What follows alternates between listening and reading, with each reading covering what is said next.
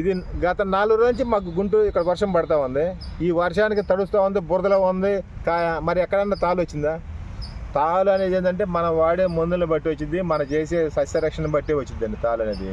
కాయలు గోతంలో పోసుకొని ఒక రోజు అల్లాటి పెట్టుకొని అప్పుడు ఇది చేసుకుంటే ద్వారకాయ కోసినప్పుడు అట్లా ఆ సిస్టమ్. కాయ ఎండిన తర్వాత మాత్రం అటు ఇటుగా ఎండిందంటే మాత్రం దాన్ని గోతాలు అట్టి పెట్టుకోకూడదు, కళ్ళం మందం పోసుకోకూడదు.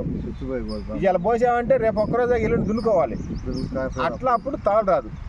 అంతేకాదు తాలు అనేది నాకు 12 క్వింటాల 80 కేజీలకు గాను 21 కేజీ 22 కేజీలు 1 కేజీ తీసేసేయాలి.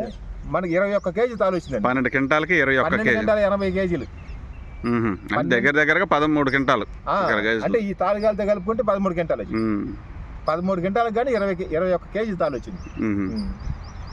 ఎక్సలెంట్ అండి. రైతులు ఏ రైతులైనా సరే కళ్ళు మూసుకొని వేసుకోవచ్చు. మార్కెట్లో 18,000 అమ్మేమన్నాడు ఊళ్ళో. ఇక్కడ కళ్ళంలోనే కొద్ది పులికాయ మీద పోసాను రాజు కూడా. కళ్ళంలోనే వాళ్ళు వచ్చి నేను చెప్పడమే 18,000 చెప్పిన దానికి ₹1 కూడా తగ్గేలా. ఇష్టమైతే తీసుకెళ్ళి లేతలేదు. క్వాలిటీ నచ్చింది, మీరు తక్కువ రేట్ చెప్పారు. మెరుపు. తర్వాత మా నాన్నలు చంద్ర అన్నారు ఇంకొక 1000 పోయేదిరా అన్నారు. సరే క్వాలిటీ లేదు చెప్పాం కదా మాట అన్నాం కదా అని. కాయ మాత్రం నెంబర్ 1 అండి. అసలు మెరిసింది నీడ. కాయ షైనింగ్ బాగుంటుంది. అసలు షైనింగ్ అసలు ఎక్సలెంట్ అండి కాయ. నమస్తే సార్, ధన్యవాదాలు. Thank you.